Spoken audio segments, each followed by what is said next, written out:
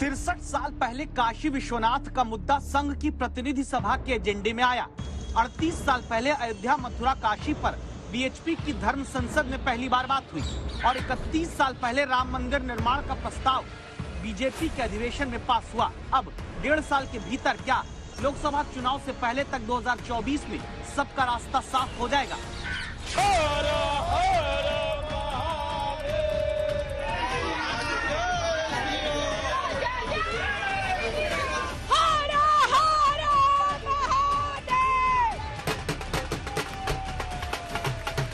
जिस वाराणसी से सांसद देश के प्रधानमंत्री हैं, जश्न उसी काशी में हो रहा है। वजह ज्ञानवापी मस्जिद और श्रृंगार गौरी विवाद में वाराणसी जिला अदालत का आया बहुप्रतीक्षित फैसला।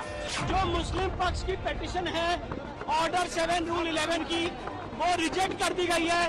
प्लेसेस ऑफ वर्शिप एक्ट का आर्गुमेंट रिजेक्ट कर दिया है। सुबह से खुश थे कि आज हम लोगों ने इतिहास रचा है, बहुत खुश है। जिसके अनुसार ज्ञानवापी मस्जिद में श्रृंगार गौरी की पूजा के केस को अदालत ने सुनने लायक मान लिया। मुस्लिम पक्ष की तरफ से दर्ज आपत्तियों को सिरे से अदालत ने खारिज कर दिया और कोर्ट ने मान लिया कि ये केस 1991 के वर्शिप एक्ट के तहत नहीं आता। कोर्ट ने ये कहा है कि हमारे सारे आर्गुमेंट जो भी दिए थे सबको माना है। Place of worship act apply नहीं करता, वक्फ एक्ट से बाधित नहीं है और मुस्लिम पक्ष को कहा है कि आप 22 तारीख तक रिटन स्टेटमेंट फाइल कर दीजिए। और जितने फर्जी दावे थे उनके सब रिजेक्ट कर दिए हैं और ये साबित हो गया है कि वो प्रॉपर्टी नहीं है। कोर्ट ने कहा है कि सूट मेंटेनेबल है। अब इस मामले की अगली सुनवाई 22/9 को होगी और एविडेंस लीड की जाएगी। इशूज कोर्ट ने मुस्लिम पक्ष को अपना जवाब दाखिल करने के लिए कहा है। 12 सितंबर यानी सोमवार को आए काशी विवाद के फैसले को राजनीतिक भविष्य के कैलेंडर में तारीखें बदलकर और फिर साल बदलते हुए 2024 के चुनावों से पहले तक ले जाकर देखें तो देश की राजनीति पर बड़ा असर पड़ने वाला है। वजह ये कि अब ज्ञानवापी मस्जिद और श्रृंगार गौरी विवाद में सिर्फ अदालत में भीतर सुनवाई ही नहीं होगी, बल्कि अयोध्या के बाद देश में काशी को लेकर बहुत बड़ी जिरह कोर्ट के भीतर जब चलेगी तो दलीलें अदालत के भीतर उठेंगी और दलीलों के दम पर दांव देश में बाहर राजनीतिक सामाजिक तौर पर असर डालेगा। आज का फैसला ऐतिहासिक है। हिंदू समाज और हिंदुओं के लिए आने वाले वर्षों तक ये फैसला याद किया जाएगा और इस फैसले से जो हिंदू धर्म में जो हिंदुओं की जो संपत्तियां कब्जा कर ली गई थी, मंदिर तोड़ दिए गए थे, उनको वापस लेने का हमको मौका मिलेगा और हम आगे बढ़ेंगे। 91 का एक्ट इसलिए बनाया गया था ताकि इस तरह के कॉन्फ्लिक्ट जो है वो हमेशा के लिए खत्म हो जाए, मगर आज के ऑर्डर के बाद ऐसा लगता है कि फिर अब ये लिटिगेशन शुरू हो जाएगा इन तमाम इश्यूज के ऊपर और हम दोबारा 80 और 90 के दहे में वापस जा रहे हैं। फिर इससे अगर खुदा ना खास्ता अगर हम 80 और 90 के दहे में वापस चले जाएंगे तो ये हर जगह पर एक डिस्टेबलाइजिंग इफेक्ट पैदा हो जाएगा। जिस अस्थिरता की आहट ओवैसी जताते हैं उस पर चर्चा अगली रिपोर्ट में करेंगे। अभी ये देखिए कि आगे क्या होने वाला है।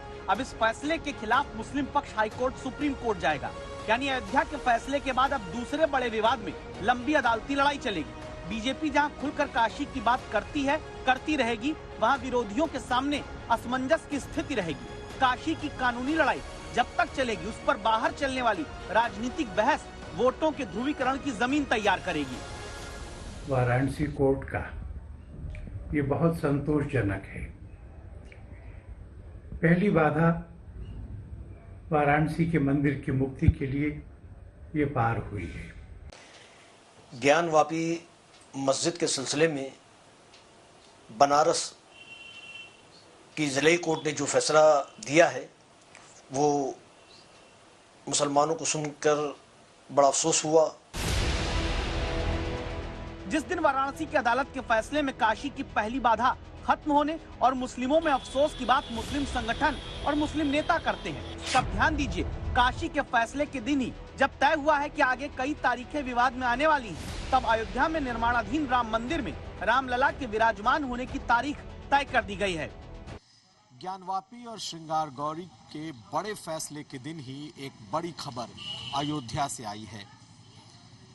अयोध्या में भव्य रामलला के मंदिर में रामलला मकर संक्रांति के दिन 2024 में विराजमान हो जाएंगे।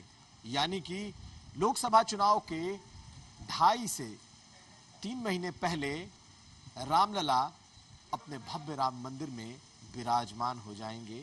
सवाल ये कि 2024 के चुनाव से ठीक पहले जब जनवरी में अयोध्या में बनते मंदिर के भीतर रामलला की मूर्ति स्थापित होगी, क्या तब तक काशी का फैसला भी आ जाएगा, या क्या तब तक मथुरा का फैसला भी हो जाएगा, या फिर लड़ाई और लंबी होगी?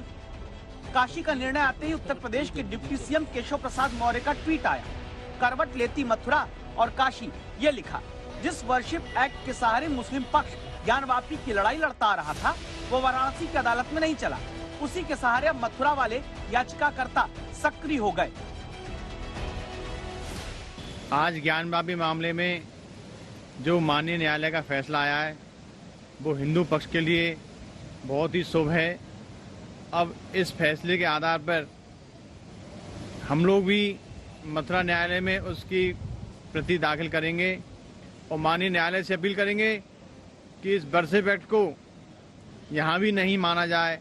आज का ये फैसला अभूतपूर्व है और मथुरा श्री कृष्ण जन्मभूमि पर भी ये प्लेसेस ऑफ वर्शिप एक्ट 1991 का मामला अप्लाई ही नहीं करेगा। उसकी सर्टिफाइड कॉपी अभी हमने वहां से मंगा रहे हैं और कल हमारी तारीख है 16 तारीख को उसकी सर्टिफाइड कॉपी हम कोर्ट पे दाखिल करेंगे और कोर्ट को माननीय न्यायालय को सब तथ्यों से अवगत कराएंगे कि ऑलरेडी सेम कोर्ट ने बनारस में इसमें ऑर्डर पास कर दिया है और केस को मेंटेनेबल माना है, पोषणीय माना है। तो 7 रूल 11 की एप्लीकेशन का यहाँ कोई वर्चस्व नहीं बनता है, कोई मतलब नहीं बनता है और इमीडिएटली केस चलने चाहिए। इतिहास अगर याद करें तो 1959 की अखिल भारतीय प्रतिनिधि सभा में कहते संघ ने पहली बार काशी के मंदिर को अपने एजेंडे में लाया।